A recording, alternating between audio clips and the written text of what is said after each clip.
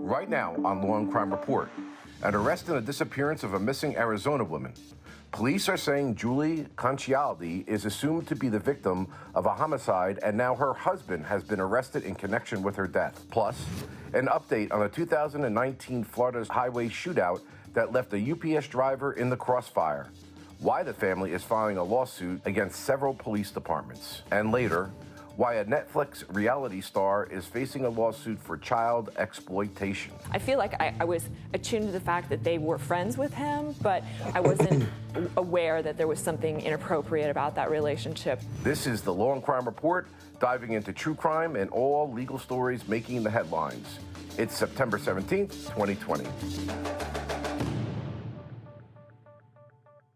Okay, hello out there to all you true crime aficionados. My name is Bob Bianchi. I'll be hosting the show. Let's go to that first story. Joseph Concialdi is arrested for the first-degree murder of his wife. No body was found. There was a burned vehicle involved in it. There are so many twists and turns. You can be sure that the Law and Crime Network is going to be covering this one gavel to gavel.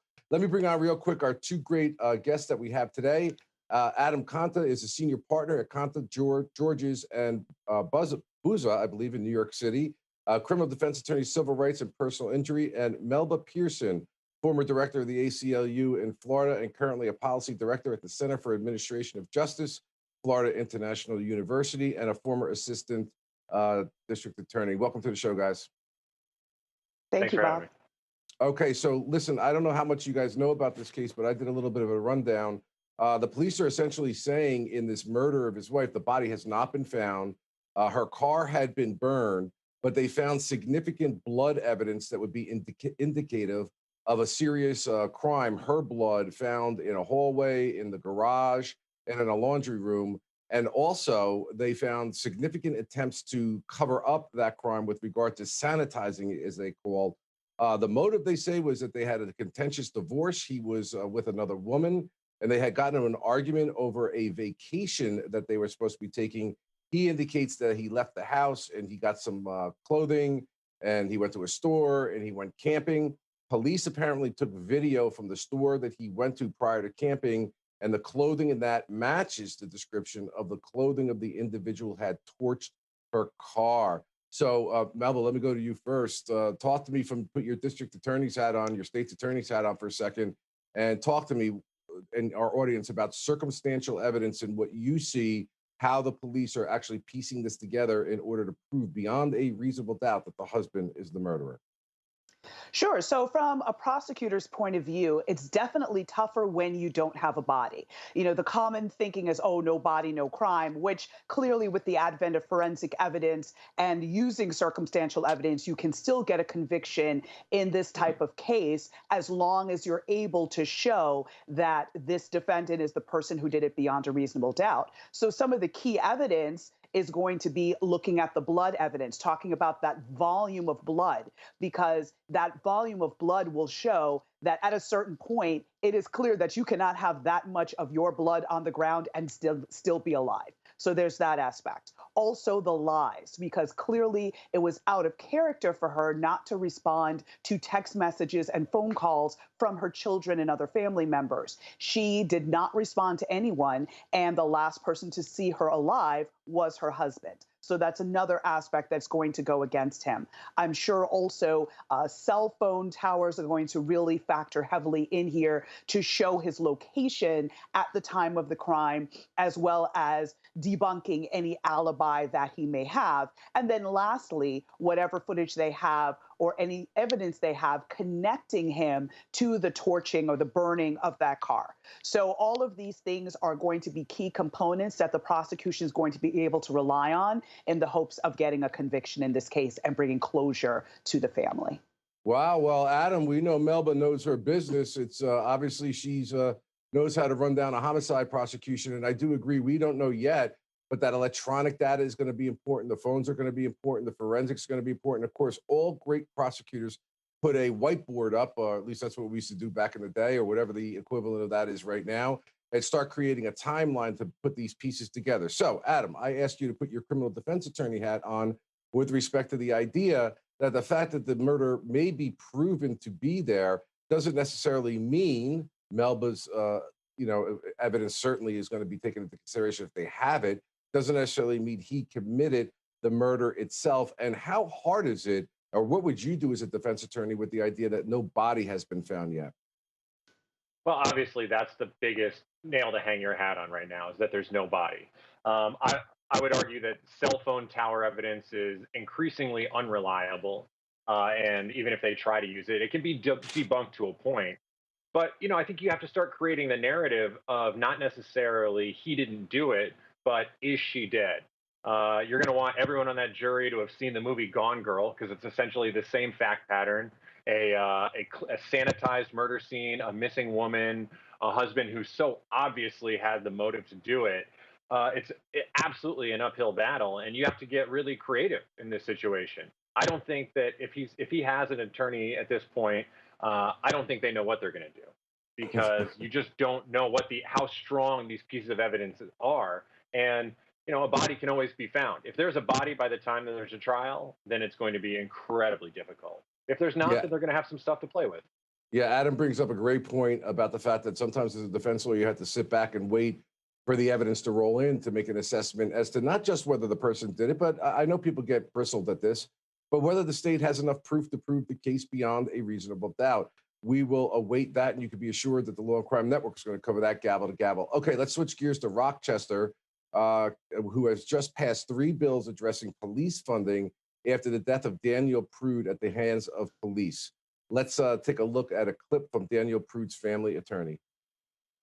The officers, what we know is major crimes, the major crimes unit cleared the officers of any wrongdoing. They said these actions were appropriate and consistent with their training.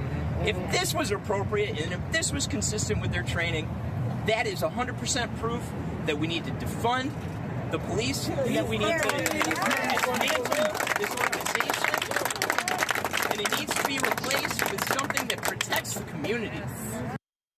Okay, Melba, because I know that you've been with the ACLU and you're doing that great work right now in terms of criminal justice reform. This is a case in which a spit sock was placed on this individual who was acting erratically. That is a common practice that police officers use. I'm sure that you have seen the video. I always ask this question as a chief executive law enforcement officer in the past. A lot of people could say they don't like the way things look and the way it went down. But sometimes these officers have to subdue people for their own safety, and sometimes bad consequences occur as a result of that. I believe there was an indication he was under the influence of drugs, whether or not. The bottom line is, can the cops also be faulted for not taking action? And the second question I have, lots of people complain about what the police officers do, but what in your mind, from a policy point of view, could have been done better? Sure. So this is part of the broader discussion that we've been seeing since the death of Ahmaud Arbery, as well as Breonna Taylor and George Floyd over this summer. Now a spotlight has really been placed on the issue of policing, and especially when it comes to the policing of people of color. Daniel Prude, in this instance, it seemed that he was suffering from mental illness, and the call came in as a result of him acting erratically. So part of the discussion that's been going on with regards to policing and dealing with communities of color and communities in general is, what role should the police be playing when it comes to mental health intervention? We've seen some models across the country as well as in Europe where there's other ways that this can be handled. For instance, in Eugene, Oregon, there is a program called Cahoots, where instead of basically the thought process is you call 911, and the same way they ask you, do you need an ambulance? Do you need the fire department, or do you need police?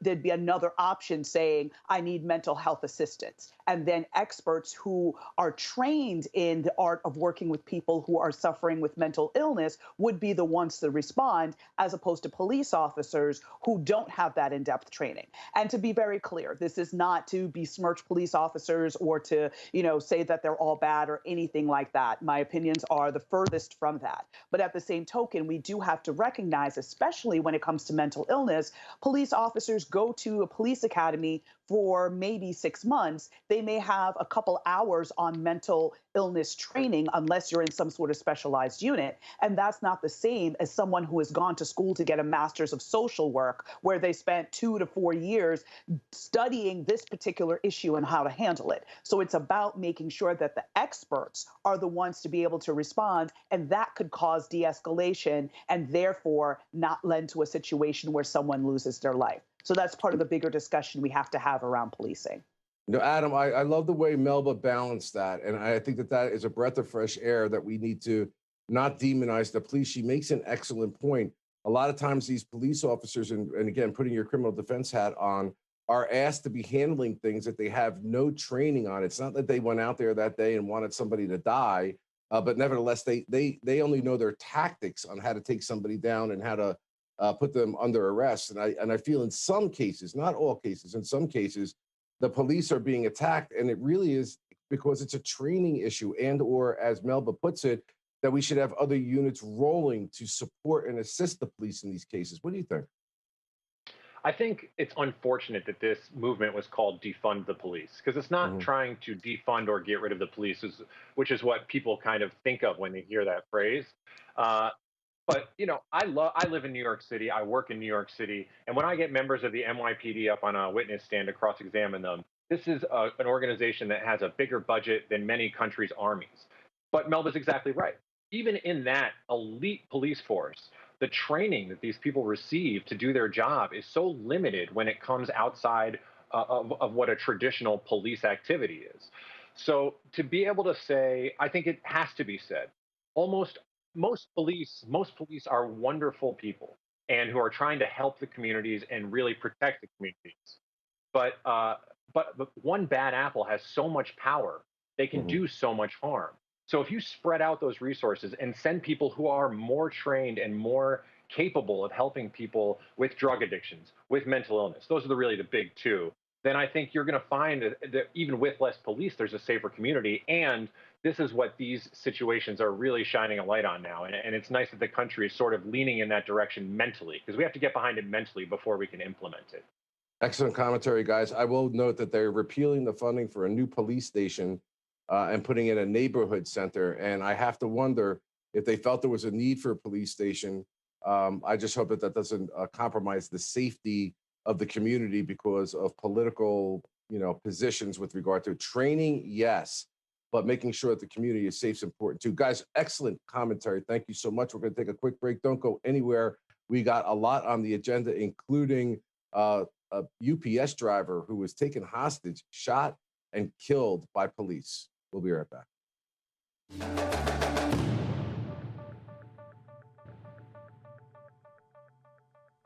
A crazy case out of Broward County. Let me run this down to you.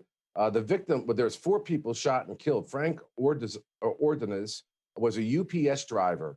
The truck was hijacked and taken he was taken hostage by 2 people. There was a police chase at a shootout on the streets. So again, 4 people were killed. The police approached the trucks, guns out, and using bystanders and their bystanders' vehicles for cover as the shootout occurs. It's unknown if the Ordonez and the bystander were hit by police or the 2 suspects. A civil suit has been filed in the case. I don't know if you guys have had an opportunity to look at this video, Adam. I mean, it is from a tactical point of view and a person who has gone through this kind of training. You got a hostage situation, you got an armed robbery going on. We don't know who started the gunshots, but that video is unbelievable. There are pedestrian vehicles all over the place when a hail of, I believe I read, 200 bullets were fired and 2 innocent people killed in addition to the 2 suspects. What are your thoughts? My thoughts are that it looks like a Bad Boys movie. And it's a nice segue from what we were just talking about. This is a situation where you had police officers that were way too amped up and ready to use their weapons. In my experience, a high-speed chase is never the right answer. And these are trucks. This is a UPS truck. If there's any truck that has GPS tracking and the ability to find it, it is this truck. The jewelry would be recovered. The packages would be recovered. There was absolutely no need for this type of carnage and this many pedestrians. Frankly, the police are lucky that 4 people were killed. This could have been much, much worse with the recklessness that was just put on display in that township. It's really a tragedy on so many levels. And I think a lawsuit, I think they're going to be very successful in this lawsuit for Mr. Ordonez's family. Right. So, I mean, this is a civil lawsuit. Melba, this is what we do here. We try to flip the script a little bit. These officers are in chase. The vehicle, that's what they do. They try to apprehend the vehicle. We don't know who started the shots. Let's assume the suspects did for the purposes of this hypothetical, and the police are being shot at. A counter argument could be, as a defense lawyer, that as those individuals are shooting, they're shooting into a crowd of bystanders and police and vehicles, and they need to respond back in order to ensure that those individuals don't get killed. I mean, there is a counter argument here, defense-wise, in my mind. What do you think? There is that counter argument, but here's the thing, right? So I actually am very close to the case because of the fact that this literally happened almost in my backyard. I live in Miami, and when this incident occurred, it was literally breaking news. We were watching the chase on our phones. And the worst part about it is that the chase went into rush hour traffic. So you had people sitting in bumper-to-bumper traffic, unable to escape the hail of bullets, which made this situation that much more heightened and that much more frightening. And so you did have a situation where police officers were literally getting out of their cars and hiding behind SUVs, civilian vehicles that could have had children in it, to be able to defend themselves and avoid the bullets coming from the alleged defendants in this case. But the flip side of it is, where could this been avoided? This chase went through about 3 or 4 different municipalities before it came to an end in the city of Miramar. So was there any point in time beforehand that spike strips could have been laid out to be able to disable the UPS vehicle? Or if there was, there was a question as to, there was about 3 or 4 different police departments that were involved. Were they all on the same communications channel to be able to have headed this off at an earlier time or not? So what actions they took and what they should have taken is subject to an internal investigation right now in the police department. They may come up with the fact that the officers adhered to police policy in the way that they handled this. I don't know. The jury's still out on that, as in, again, it's an internal investigation. But now with the civil lawsuit, hopefully we'll be able to see the body cam footage and be able to learn more about what was in the officers' minds at the time of this event and why they reacted the way they did. And hopefully some experts could shed light as to what could have been done differently, rather than us, unfortunately, as lay people looking, we're seeing this as awful, but are there other legal aspects or policy aspects that could have prevented other courses of action? We still don't know that as of yet. And hopefully that civil lawsuit will accelerate all of us knowing those facts. Yeah, and I'm betting that those attorneys saying right now that this was self-defense and defense of others. We will see, as you say, Melba, Adam, how this turns out factually, because obviously we don't have all the facts. But let's take a look at this video that went viral that was shot of the actual encounter occurring. And he's getting out of the seat there, getting out of the driver's seat. We have police officers on the ground here. We have police officers with weapons drawn, circulating around. There are shots being fired. We can hear the shots being fired. You can see the gunfire there coming in and out, a number of shots being fired. We're going to go around to the other side, Joe. Nice and easy. Yeah.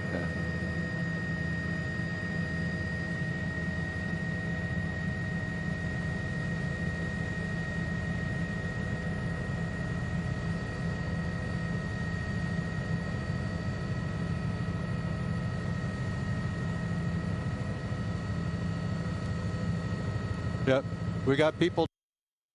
So, Adam, like you said, it was a harrowing thing, but that video shows a lot. I mean, that truck was stopped.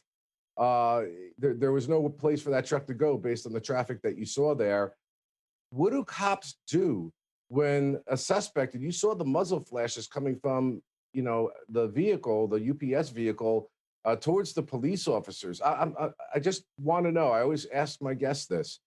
It looks bad, it sounds bad, could have been done different, but what are they supposed to do in those circumstances? And if they didn't respond and those shots killed the pedestrian, would they be on the hook for that then? Well, this is what they're supposed to do. They're supposed to back off there because this truck wasn't going anywhere. The How do you, helicopters were on it. I'm They knew sorry, what Adam, truck it I'm was. sorry to cut you off, Adam. How do you back off when you're being fired at? If they're not there, they're not getting fired at. If those Well, cops aren't there, these guys aren't going to these guys aren't shooting out the window at pedestrians on the highway just to shoot at them. They weren't on a murder spree. They were on a robbery gone bad with hostages. They're trying to get somewhere. And the reason they were shooting is because they were being pursued by cops. I'm not saying the answer is necessarily to leave them totally alone, let them go on in their business. Obviously not. But you have surveillance. You can see where they're going. If there are not police officers coming in and around them in an extremely crowded pedestrian area, then those shots are not getting fired. I truly believe. yeah, listen, fair enough point. But Melba, my point is kind of like taking what Adam said. It was just an armed robbery. They were in pursuit of a vehicle. I mean, that's what cops do. They don't just sit there and say, let me wait for the GPS data to come, because by the time you get that truck, they can't identify who the driver of the truck is. They may lose the identities of the individual who committed the robbery.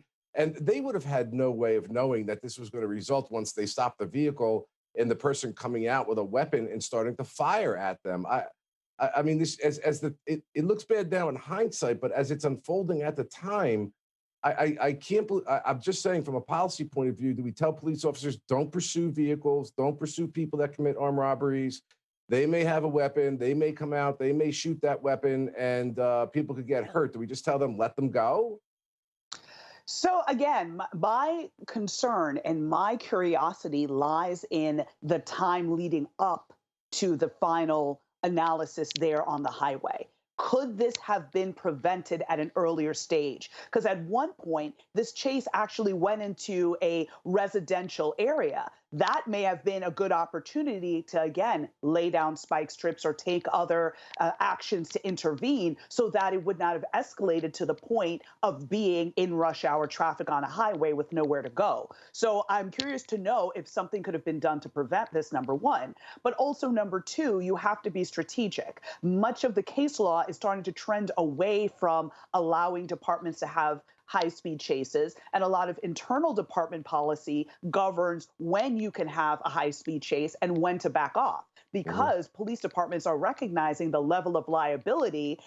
Case in point, the civil lawsuit that's now pending. But the departments are really seeing, man, we could really get sued as a result of these types of encounters and these kinds of chases. Let's really reduce the amount of times that we engage in that, except for when it's completely necessary. So, I think there's a hybrid between, what Adam is saying and sort of like, the how everything kind of lays out. I do think there is something to be said for retreating to make sure that you're not putting more people at risk. But to me, prevention is better than the cure. And if this could have been prevented at an earlier stage, we would not be having this discussion right now. Fair point. We'll wait for those facts to come out, but once the firing starts, I think the cops are going to be have a very solid argument that they needed to return fire for protection of themselves and others. Just my thought. Of course, we need a lot more information, guys. Excellent commentary by you both. Greatly appreciated. Stick with us. A Netflix star is now in deep trouble, having been alleged that he was involved and engaged in sexual exploitation of minors. We're going to take a quick break. We'll be right back.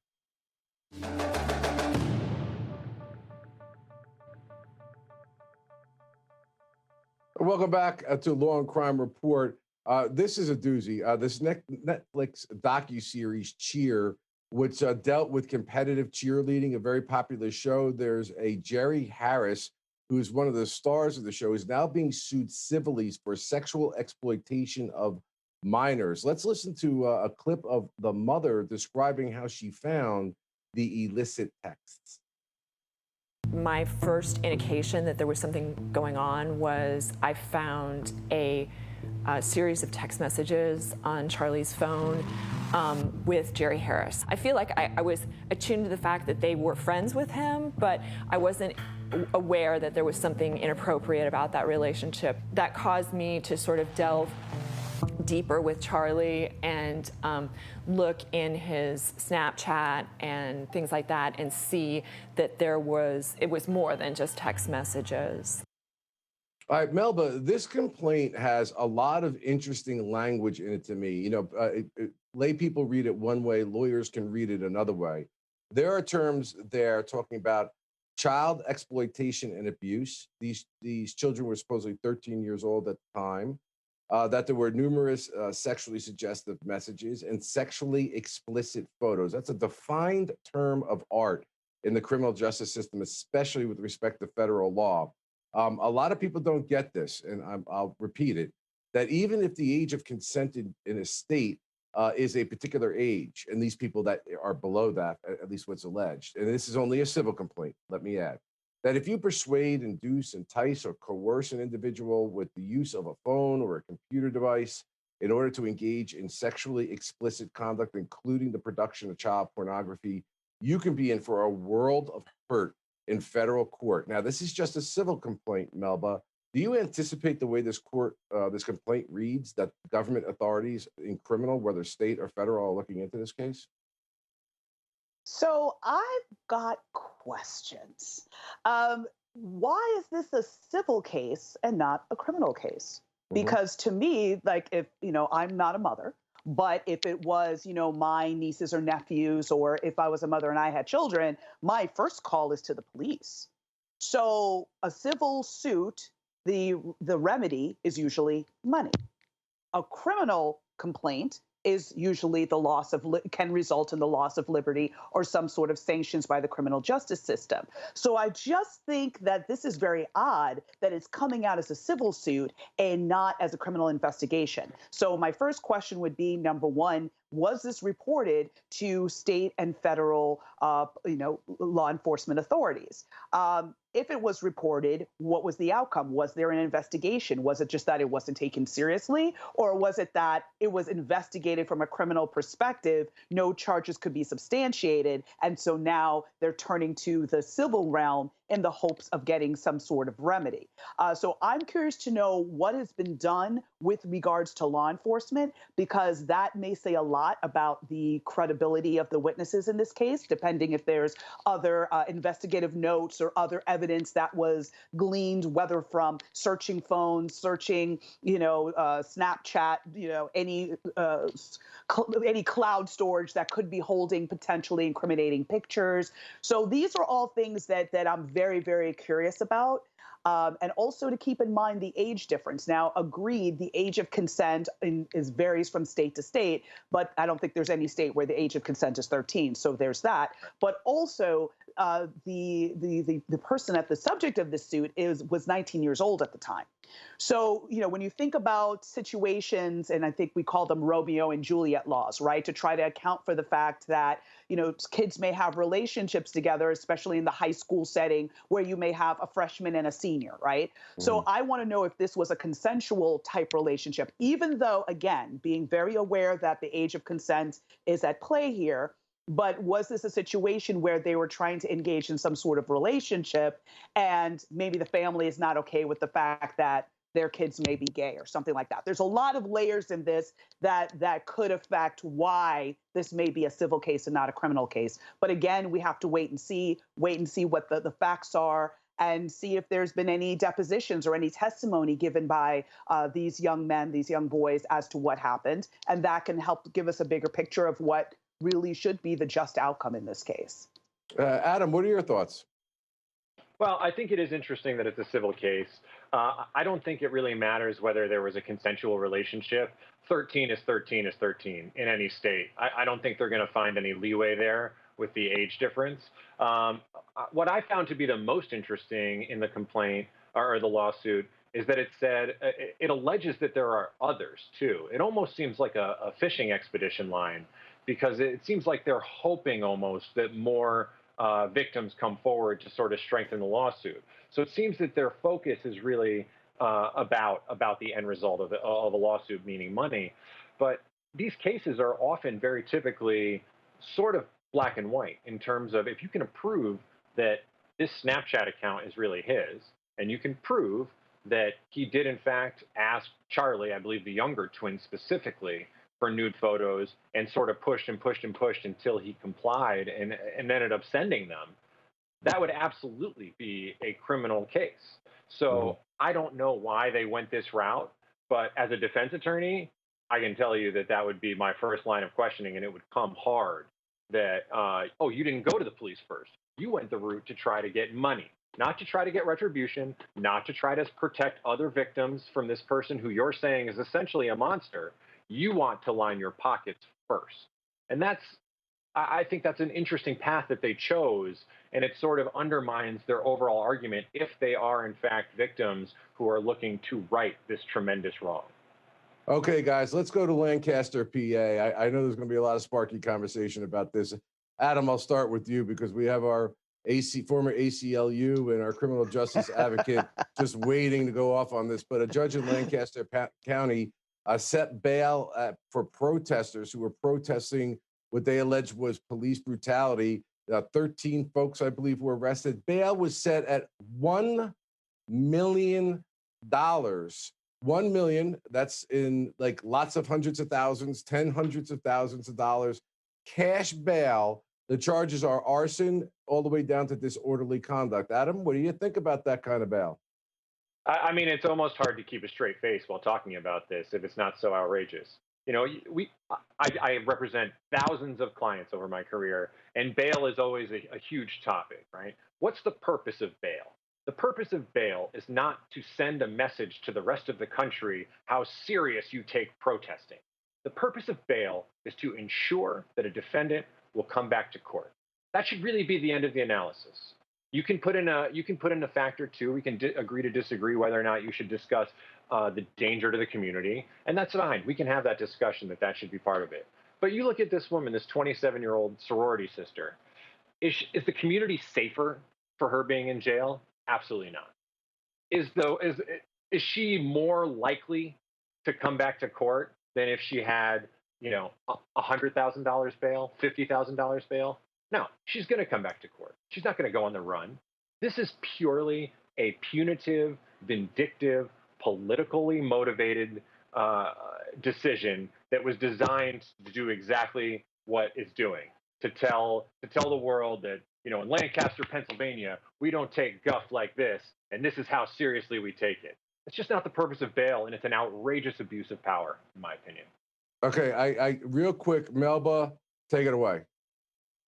So I think that the prosecutor involved as well as the judge involved needs to brush up on First Amendment law. This is a clear assault on the right to freedom of speech and the freedom to associate and to congregate. These are people who are raising their voice around police violence, around their concerns in the criminal justice system. And okay, let's say they did something that was possibly disorderly in nature. $1 million?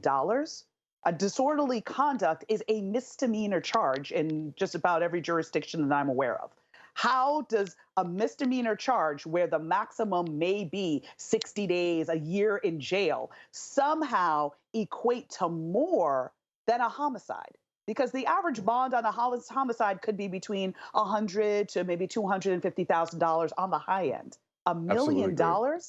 More than a homicide because you dared to raise your voice? This is an attempt to chill free speech, and this is completely unacceptable. I agree with you completely, but just to be fair, there were some fire was started. There was not a major fire. The police department was somewhat damaged, as was some buildings. But to your point, homicide bails are lower or at that range, and it is really quite extraordinary. Anyway, the protests were in response to the shooting of Ricardo Munoz. Let's take a look at some of that body cam footage.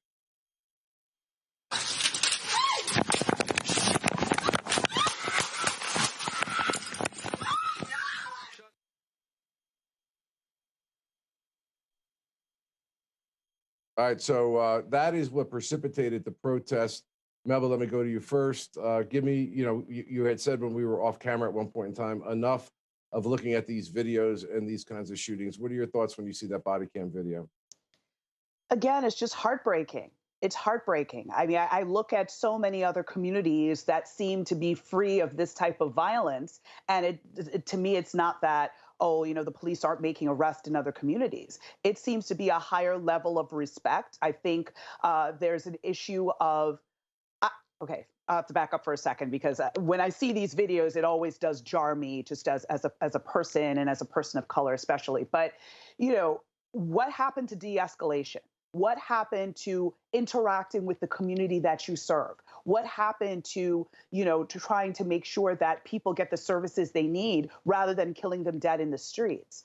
I don't know the full circumstances behind what precipitated this, but at the end of the day, I'm tired of seeing these videos over and over again. There has to be a better way for us to go about policing and criminal justice in this country. There has to be. Interactions can't, end so frequently in death or in horrible outcomes where people are permanently injured. We really have to look at how we are doing policing in this country.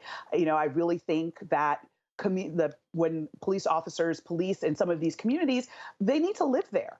Because I look at some of the suburban communities where the police officers live and work in that community, they don't have these same instances of violence, right? So I think it's about the police officers needing to get to know the people in the community, and for some of these officers to be respectful of the people in the community. If you're coming in looking down and saying, well, all Black people are violent, or all, people of a certain area are violent, drug dealers, whatever, then you're going to come in with this approach that, like a scorched earth approach, that you're at war. And that does not get our communities to where we need to be. So, Adam, yeah, very good points. Adam, what do you think about that? And also, I always ask, put the defense attorney hat on. How are you justifying this for the police officers involved?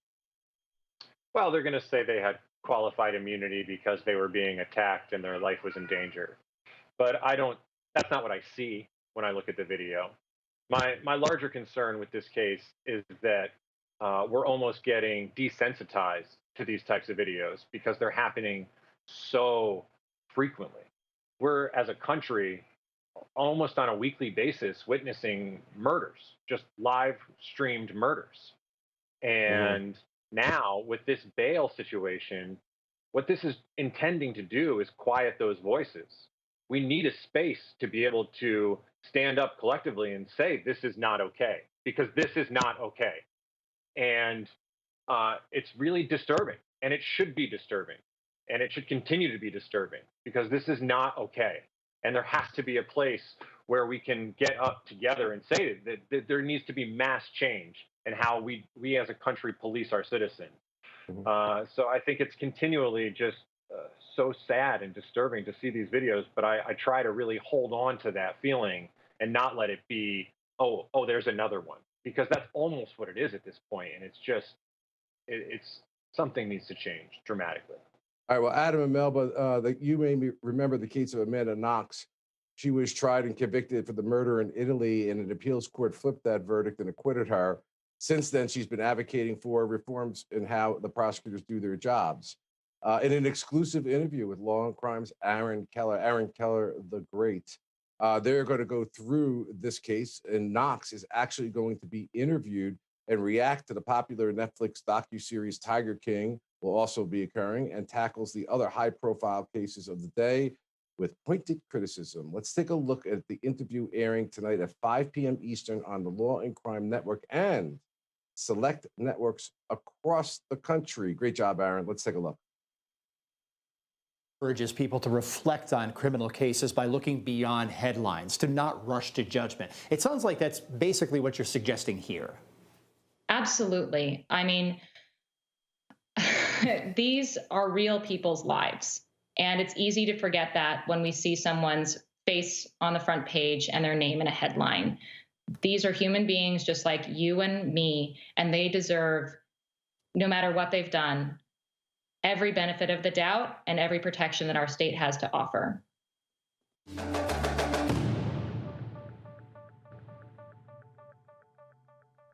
All right, welcome back to Law&Crime Report. My name is Bob Bianchi. Listen, Jonathan Irons was wrongfully convicted and sentenced, get ready, 23 years in prison. One of his main advocates was WNB star Maya Moore, who was present at his release. Let's take a look.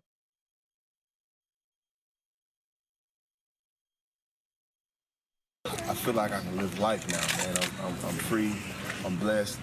I just want to live a life worthy. Live my life worthy of God's help and influence and just provision in my life, and He made this possible.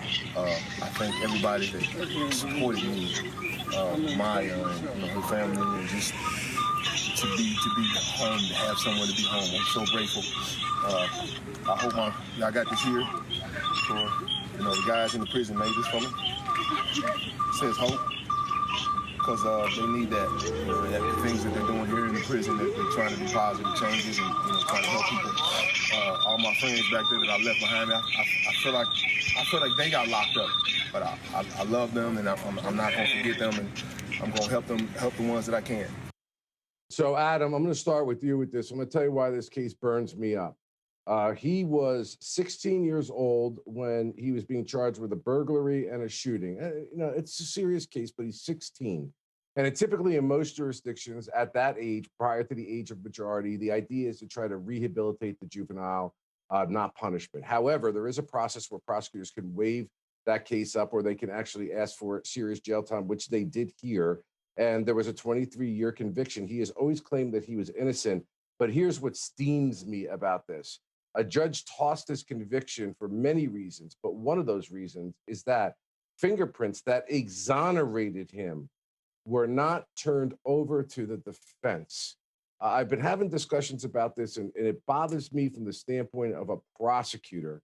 If anybody in my office ever did anything like that, or was malfeasant and didn't do something like that, you would not have a job. A man spent 23 years in evidence when hardcore physical proof by way of fingerprints showed he didn't do it. What do you think? I think you're stopping too short. I think they should be prosecuted.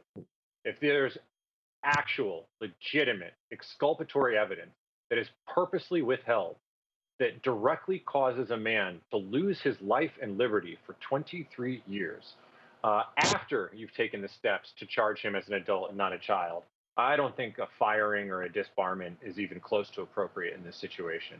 I think they should be prosecuted. You should charge them in the same way, because what you did just cost someone directly their livelihood, their life, and prime of their life at that. I think it's really disturbing, and it's really, let's focus on the good. He's 40 years old. He's got a lot of life ahead of him. Robin Roberts just announced that they're going to do a documentary about him and Maya Moore with her production company. He's got a lot of good ahead of him now, which is the positive. But this is a truly disturbing case. Well, speak of the unbelievableness of Maya Moore, who's taken a break from her career and has been dialoguing with him for many years. They've recently been married. And that's just really awesome that kind of like his guardian angel, and got him out and helped get him out and was there and supported him. He's a very faith-based person from what I understand. And now those two are husband and wife. That's great. But Melba, I agree. Maybe I stopped a little too much too early about prosecuting. The only reason I hesitated with it is that they were very clear in the article that nothing was turned over. But I agree completely with Adam that if this was a purposeful attempt to withhold information, and I am out there to tell you folks, I practice criminal defense now. I was a prosecutor. That unfortunately occurs. And if that could be proven, I agree completely that prosecutors have to start paying the consequences for not following the rules. And how insidious is it that you're either that lazy or that malfeasant and you didn't do something you should have done, or worse, that you purposefully withheld it because you wanted to get the conviction? Thoughts? So many thoughts, so many thoughts. So starting with the process of juvenile direct file, which is that process by which you're taking a child out of the juvenile system and putting them into the adult system. This is one of the major dangers of doing that. And this is one of the many reasons why we need to move away from this as a country. The human mind does not fully develop until the age of 25 or 26. So holding children to the same level of culpability as an adult can be very counterproductive. So there's that aspect. But then the national, I think it's the National Registry of Exonerations, recently came out in a study that was published in USA Today this week that indicated 54% of exonerations or as a result of misconduct by police officers or prosecutors, meaning intimidating witnesses, threatening witnesses, withholding evidence, all of that. So more than half of all exonerations are tied to bad behavior. So I firmly agree with both you, Bob, and you, Adam, that if you are a prosecutor or a police officer that does not turn over evidence or that hides evidence, you need to go to jail because you have now destroyed someone's life. This is a happy ending, but is it really? Because if he didn't have Maya Moore helping him, he probably would be still sitting in prison. Now that, Absolutely okay, he's agree. out, they're married, we're hoping for the best, but it's a hard road ahead. Absolutely agree. Guys, listen, Aaron, today, 5 p.m., you got to check it out. Thank you so much. Regularly scheduled program next. I'm Bob Bianchi, ESQ, on Twitter and Instagram. Have a great day.